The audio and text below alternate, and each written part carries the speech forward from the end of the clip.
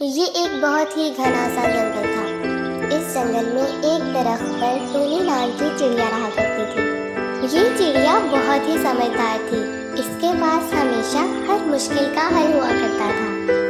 شدید گرمی کا موسم تھا اور کئی دنوں سے بارشیں بھی نہیں ہو رہی تھیں، جس کی وجہ سے ندی نالوں میں پانی بالکل سوکھ چکا تھا۔ ٹونی چڑیا کو بہت پیاس لگی۔ وہ پانی کی تلاش میں ہر طرف اڑتی رہی، مگر اسے کہیں پر بھی پانی نظر نہیں آیا۔